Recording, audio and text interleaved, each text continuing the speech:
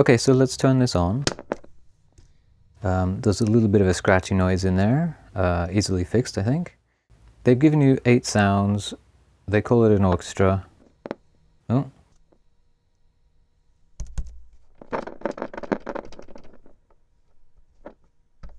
Okay, no more noises, please.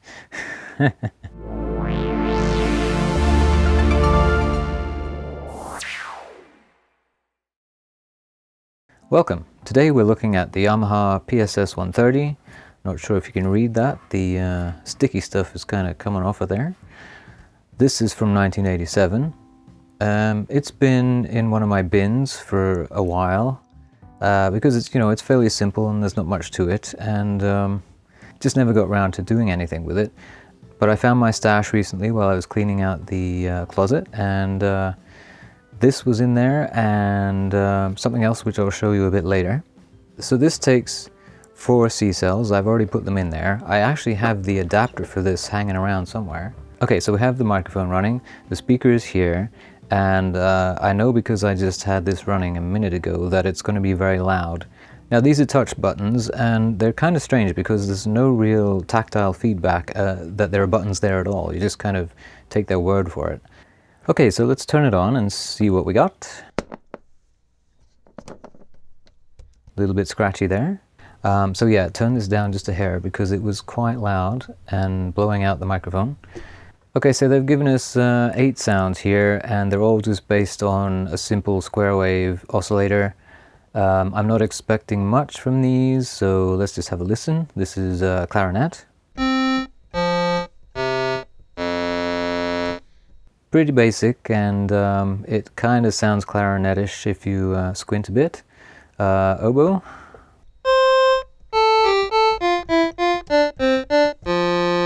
Now this, I was going to say it sounded like the clarinet but up an octave, but I think it's a little brighter as well, so perhaps the filter circuit is a little more open on that one. Violin.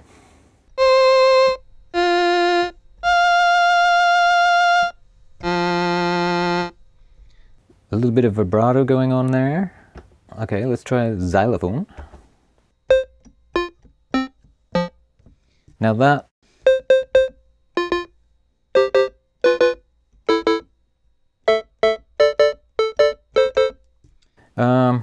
doesn't really sound xylophone-like to me. It doesn't have the decay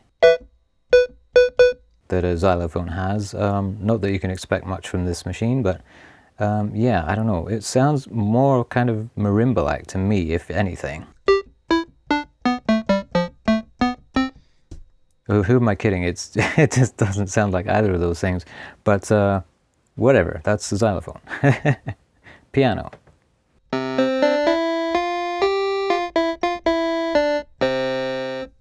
Oh, and I should mention, this is not polyphonic, so you can't play chords on it. You get 2 notes, so it's duophonic. Try and play 3, and you don't get the 3rd one. So you can play Deep Purple on it. But that's about it. So banjo.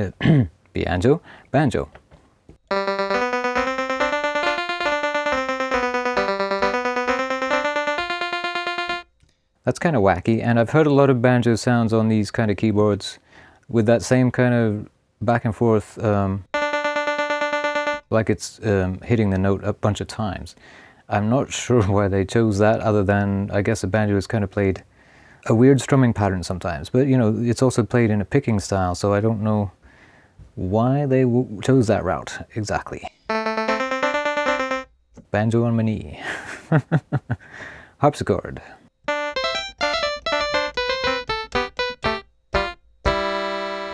Now that doesn't even sound remotely like a harpsichord to me, so yeah. What can you say? Electric guitar.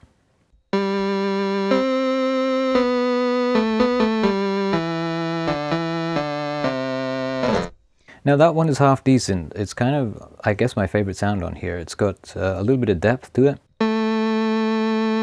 And it's the repeat, or the vibrato, I guess you call that. Not as annoying as the banjo one. The sound also reminds me of like the dungeon levels on some old computer games.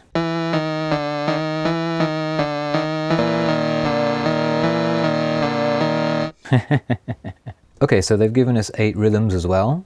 Let's have a listen to those. The first one is pops.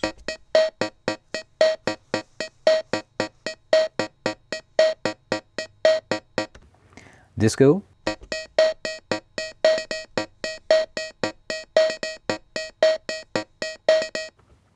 (16-beat).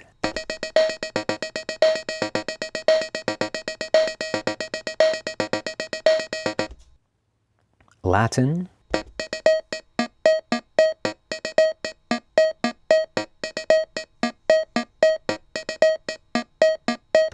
Swing.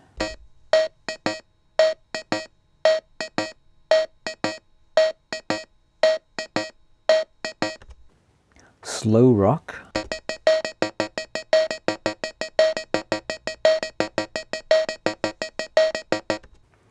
They haven't given us fast rock, unfortunately, but we could make it fast with the tempo.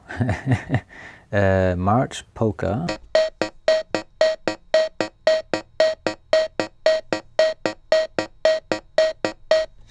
That'd be annoying after a while, wouldn't it? Waltz.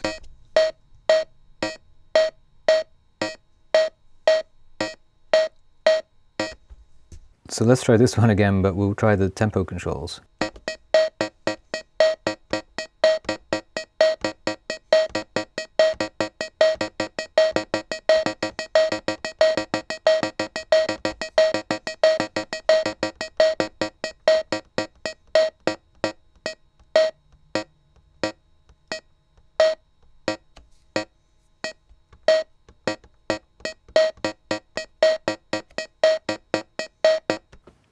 Yeah, well, there you go. Ultimately not that interesting, but they're still kind of cool nonetheless. Now, there's one more feature on here, which is, actually no, there's two, sorry. The first one is record and play back, and so you can record little melodies and play them back. Let's try that, shall we?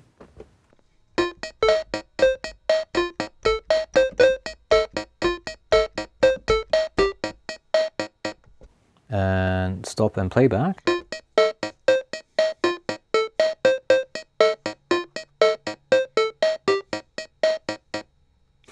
That's cool. It stopped without me stopping it there. I wasn't aware that the rhythms were going to go at the same time. That must be a way of them saying, follow our rhythm, otherwise we won't be able to record it very well.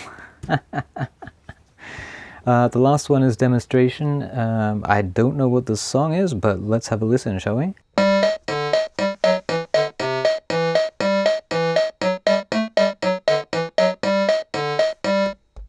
Oh, it stops. That's pretty short, actually. Normally, a demonstration rhythm is like a big long thing that never stops, but they put a nice little short one on there. That's good. Okay, so we basically run the gamut of this keyboard, but so let's turn it off a minute. Ooh, yeah, well, complains as it does so. Now, I have one more thing to show you, and that is this. This is the PSS-130, and if you look at the controls here, you'll probably notice something interesting, and that is that they're exactly the same, other than these are buttons and those are touchpads. It's basically the same guts in here, probably some differences, but all the same. It has all the same sounds and rhythms, so we can actually test this. So this one runs on double A's. The battery cover is missing, but that's not going to stop me having some fun with it. Oh yes, and there's also a power jack here, just like there is on this one. There. Okay, so we should be able to turn them both on at once. And let's just hear them, shall we?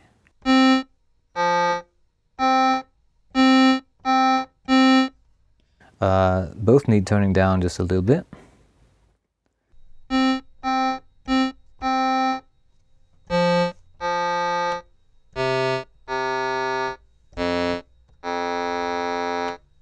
The speaker kind of resonates more.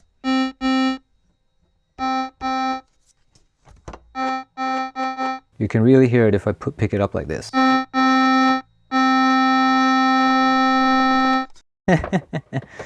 Wow, hey? Electric guitar.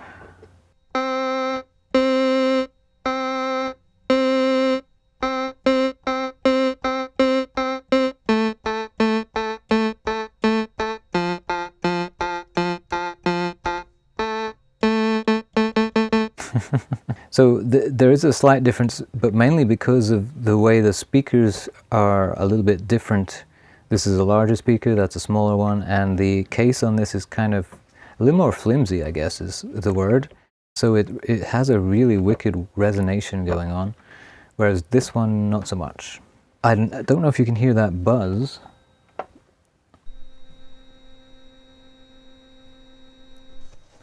This one does it too, to an extent. Probably just the age of the circuitry. These are from 1987, as I said. This one, actually, I'm not sure about this one, whether it came out first or second or what. So the rhythms also, pops, was it?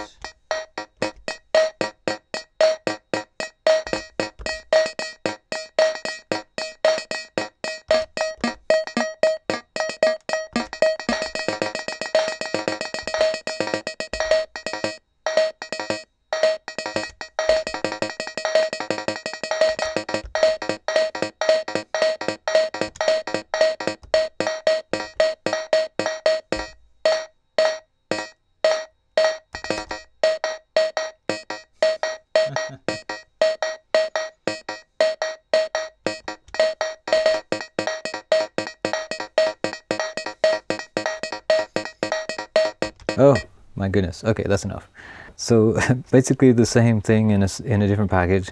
At one point I was thinking that I'd hang on to this one rather than this because this one's so much more bulky. But you know, I'm actually glad I kept the both of them. I wonder if the demonstration song is different. Let's have a listen.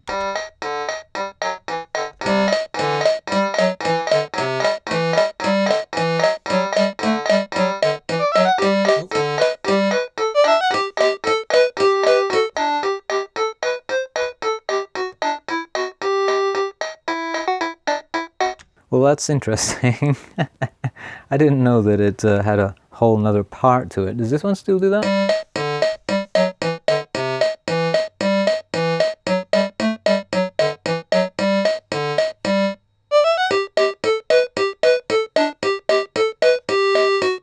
Well, there you go. I must have just pressed the button prematurely last time.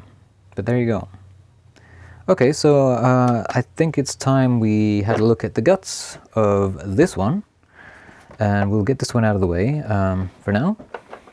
Right, so it looks like it's fairly straightforward to take apart. We have some Phillips head screws here.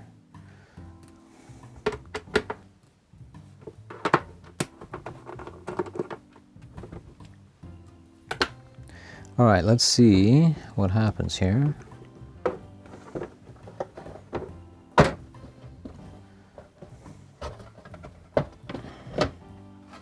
Oh, what do you know? There's nothing actually connecting this to the other half, thankfully, so we can just put it aside. It's actually pretty clean in there too. Whoops, my batteries have kind of gone for a row. Hopefully we can keep those in there. Well, look at this. Just a tiny little circuit board in there and an IC. I guess that's the touch strip right there. And oh yes, you can see how the buttons work. There's little arms there. Not as high tech as I thought. I thought that was actually a membrane of some kind, but no, it's a little simpler than that. They're probably just contact switches on the other side of this. The IC has a number on it. It's YM2410. Now, in previous videos I showed you that newer toys generally have the black blob. The older toys had this sort of thing. Each of the little pins on there connect to a different component inside the chip and therefore do different functions. This one circuit board is held in by another screw under this piece of tape. Took me a while to work that out. Let's pry this out carefully. Now these ribbon connectors are hardwired, so I got to be careful not to snap them. I took the power button off the other side before I undid that. That would have been holding it down also. Let's have a look here.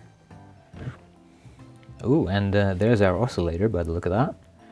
We have the on switch, LED, 4 capacitors, a bunch of resistors in there, at least 2 diodes that I see there, and oh, that's another capacitor right there, a ceramic one. Probably should be using this to point with. And a transistor here. I'm not going to take any guesses as to how this all works, other than you turn the power switch on and the light comes on, and the chip is waiting for a signal from the keyboard, and that's probably determined by this chip here. Oh, and then down in here, this blue thing is the crystal clock. Now you get lucky sometimes, and these keyboards have just a resistor which determines the pitch. My searches online say that there's not much you can do with this keyboard for bends, other than, like I say, extra circuitry that modifies what's going on in here. Things like this chip here, and probably this one too, are susceptible to static charges. There we go. That snap means it's back in place, I hope, and not just broken. So we don't really have time in this episode to go poking around in the circuitry, other than what we just did. However, we still have the PSS-130, so I'd like to see inside there while we're at it. So let's put this one aside. Smaller keyboard, smaller screws, I guess. Oh, aha, now that one is attached. Thankfully it looks like it unplugs, but we'll leave it attached for now. Now it looks like a much simpler build in here. All the circuitry is on one level, and you can get at it from underneath here, which is cool. Again, we have the clock, we have the 2 chips. It seemed to operate fine. It didn't have any sticky buttons or whatever, so we don't really need to go any further anyway. For comparison, here's the other one. I just wanted to see how they laid these out, being that they're basically the same circuit-wise. We can see the size of the speaker here too, a slightly smaller one. But yeah, there you go. That's the inside of the PSS-130 and the PSS-130. Alright, so we'll button these back up. Now, a little while ago I took a break from filming and left this on accidentally, and I heard a little bing bong noise. I'm just going to leave it going here and see if it does it again. Let's get the audio running. Whoa, that scared me. Even though I should have been expecting it. Give it a couple of minutes and it'll do it again. Yeah, so if you leave this thing turned on, it does that little bing bong to remind you that it's still on somewhere. So there you go, that was the PSS-130 and its little brother, the PSS-130. Join me another time and we'll see if we can find any bends in this beast. No guarantees, but it'll be fun trying. So until next time, thanks for watching. So until next time, bing bong. Thanks for watching.